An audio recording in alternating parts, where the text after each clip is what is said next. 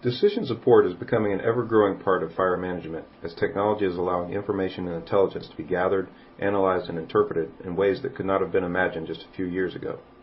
These technological developments are clearly reflected in the products issued by the Predictive Service unit staffs across the country. We spoke with Robin Heffernan, the Assistant National Fire Weather Program Manager at the National Interagency Coordination Center in Boise, to get some insight into the different products that Predictive Services produces on a daily, weekly, monthly, and seasonal basis.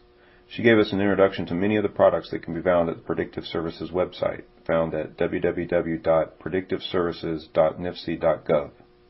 A very popular product for Predictive Services is a 7-day fire potential outlook. And what we're forecasting this product, like it says in the title, is significant fire potential, which is defined as fire incidents that are likely to require resources to come in from outside the area in which the fire originates.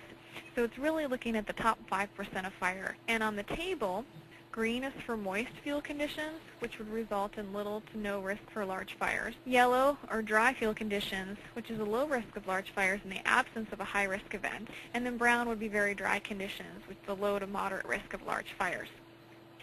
Now, if a fuel dryness level of yellow or brown is combined with what we call a high-risk event, then we will then forecast that to be either a red box or an orange box on the product, and we'll label it with what the corresponding high-risk event is, whether it's hot and dry, windy, dry, and unstable, or lightning.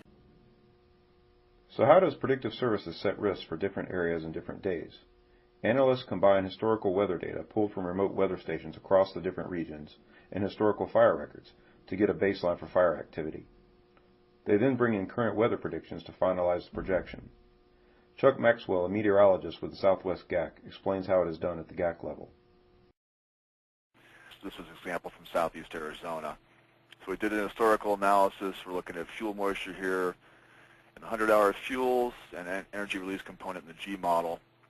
And we have all the fire activity plotted down here, and all the large fires plotted up on top here. And so we're looking for is under what conditions with these two parameters do we see the bulk of the large fire activity. And you can see it's up here in this brown region here when you have a fuel moisture less than about 6 and an ERC of 70 or higher. So basically our scheme goes in and it pulls the values out, and it will put it on the matrix here for the day in question. It'll give us back a color. So this is directly tied to the past history of actual fire occurrence and actual weather in this area, and we're using that to basically forecast forward. How do fire managers interpret this information and use it for planning or decision making? Again, Chuck Maxwell. They want to know when the likelihood of fires getting large is going to increase, not just when there's going to be fires. So that's why this number up here is pretty key. This gets up towards 20%, and you're saying that basically 1 in 5 days like that, if you have a fire, it's going to get big. That becomes pretty significant. In terms of what this means to us and to fire managers at this level, we advise people to basically, if you have a certain number of resources, to shift them away from the areas that are showing green on here towards the areas that are showing brown or orange or red.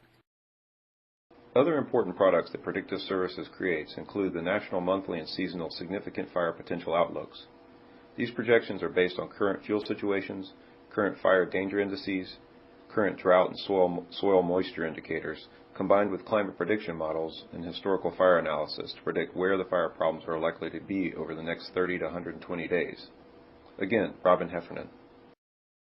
So what it's saying here, it's saying that because of the very wet conditions that we saw across the Southwest for the winter time frame and the very high snowpack that we have, we're anticipating below normal significant fire potential through the month of May.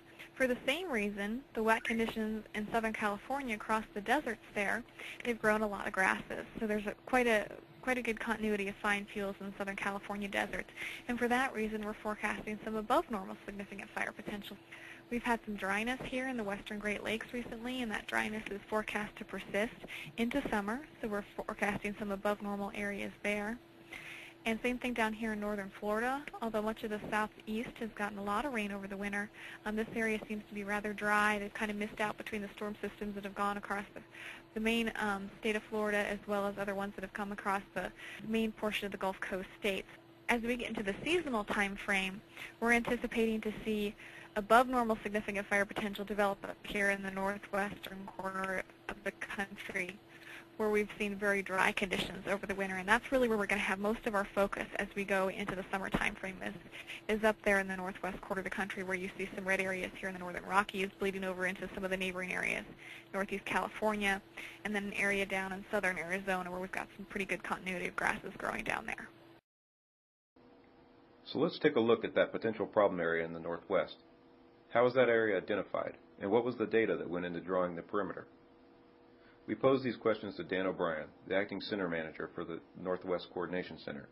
He explained how snowpack and precipitation levels are used to identify basins at risk for fire. So this is the snow water equivalent map for the end of April.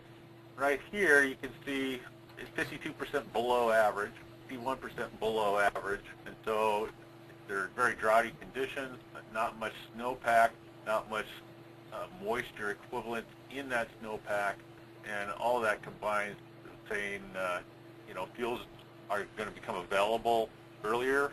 Large fields are going to be drier because they haven't had time to recharge their moisture content, which means they'll dry out earlier. So those things combine with an increased chance of ignitions popping down due to lightning through this country, that creates a fairly significant chance for fire potential. The Predictive Services staff is constantly updating and maintaining hundreds of different packages of information and maps critical to fire and land managers, much more than we can highlight in a short video. So if you're looking for information on current fire risk in your region, or if you need historical statistical information, check out the Predictive Services website. According to Charlie Leonard, the intelligence coordinator for NIFC, the staff is dedicated to providing you with just the type of information you need to do your job. And one of the things as a Predictive Services community I think we're trying to grapple with is to get a much better idea of what it really is that, especially at the field level, that incident commanders and firefighters could really use in terms of the products we produce, so that we're not just producing products, putting them out there because they look good or that we think it's a good idea. We want to try to produce products that are driven by the field and that will actually be used by the field rather than maintaining stuff that nobody ever looks at.